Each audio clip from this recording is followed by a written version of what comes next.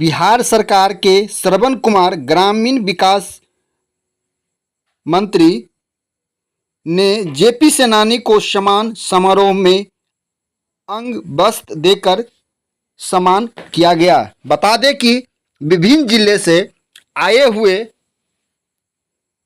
JP सेनानियों को अंग वस्त्र देकर सभी को बारी बारी से सम्मान किया गया।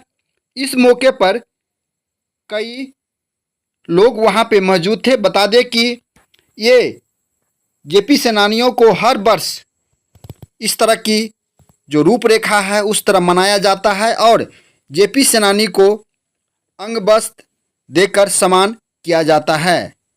और आइए जानते हैं कि मंत्री ने क्या कहा। संपूर्ण क्रांति राष्ट्रीय मंच के तरफ से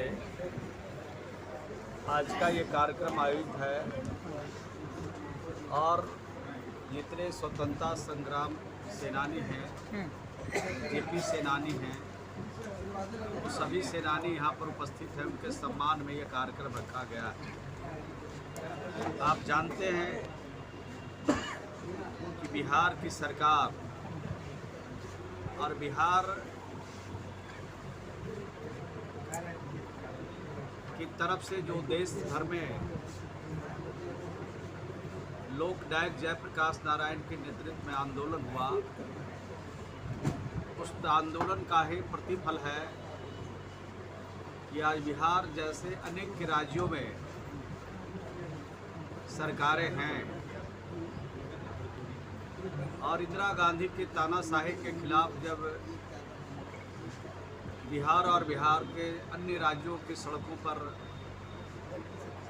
जिनको जेपी सेनानी के नाम से आज जानते हैं, जब उतरे थे तो बहुत सारी यातनाएं सहे थे लोग।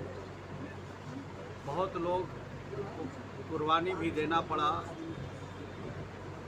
और हिंदुस्तान में, भारत में, अपने बिहार में संपूर्ण क्रांति करने वाले सेनानियों का विजय हुआ था। विजय होने के बाद आज जो सरकार है बिहार में लगातार जो काम कर रही है, जो 74 के मूवमेंट में लोगों का डिमांड था, लोगों का आशा था, उसके अनुरूप काम कर रही है। और आप देख रहे हैं कि हर क्षेत्र में उसी प्रकार से काम हो रहा है। आज भी इन्होंने 10 मांग रखा है। मांग सब वाजिब है, इस पर विचार किया जाना चाहिए। और देखा कि किस तरह से शिक्षा में परिवर्तन हुआ और किस तरह से गांव के वातावरण गांव में बना, जहां प्राइमरी स्कूल के भवन नहीं थे वहां भवन बने, जहाँ मध्य विद्यालय के भवन नहीं भवन बने, जहाँ शिक्षक नहीं थे शिक्षक बहाल किए गए। और बिहार में हम लोग को जो जानकारी है उसके हिसाब से पहली बार जब नीतीश कुमार जी मुख्यमंत्री बने तो 35 लाख बच्चों ने प्राइमरी स्कूल का शक्ल नहीं देखा था। उन बच्चों को भी स्कूल पहुंचाया गया और अब तो 1% से कम बच्चे हैं जो स्कूल से बाहर हैं। अब वही बच्चे स्कूल से बाहर हैं जिनके माता पिता को उनसे बहुत ज़्यादा रुचि नहीं है कि हमारे बच्चे पढ़ें, फिर भी उन स्कूलों में हम लोगों ने बच्चों को पहुंचाया।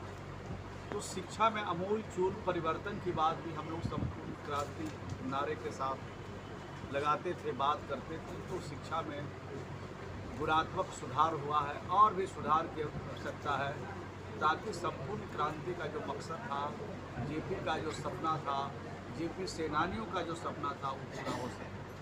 अब गांव को देखिए किस तरह से गांव शहर जैसा बन रहा है। बिहार में हम लोगों ने एक 7 निश्चय योजना चलाया नीतीश कुमार जी के नेतृत्व में। वो एक निश्चय यह था कि हर घर में बिजली पहुंचाया। हर घर में बिजली पहुंचाने वाला देश का पहला राज्य बिहार बना। दूसरा योजना हम लोगों ने पहुंचाया, हर घर में शौचालय बनाया। उनके घरों से ये काम शुरू किया जो दलित परिवार थे, जिसके बारे में जेपी कहते थे, जिसके बारे में डॉक्टर भीमराव अम्बेडकर कहते थे, जिसके बारे में डॉक्टर राम मनोहर लोहिया कहते थे, जिसके बारे में राष्ट्रपिता महात्मा गांधी कहते थे, सरदार पटेल कहते थे कि जो अंतिम कतार में खड़ा है, अंतिम श्रेणी में जो व्यक्ति है, जो परिवार है, उसको मुख्य धारा में शामिल करना है। तो उनके घरों में सबसे पहले बिजली लगाया, उनके घरों में शौचालय बनाया, उनके गली और नलियों को हम लोगों ने पक्कीकरण किया और उनके घरों में नल का जल भी पहुंचाया। ये 2016 से पहले मात्र 6% नल का पानी पीते थे, आज 97-98% लोग नल का पानी पी रहे हैं। तो ये जो संपूर्ण क्रांति का जो नारा था, उस नारे के अनुरूप और जेपी का जो सपना था और जेपी सेनानियों का जो सपना है, उन सपना को हम लोग साकार करने में लगे हैं।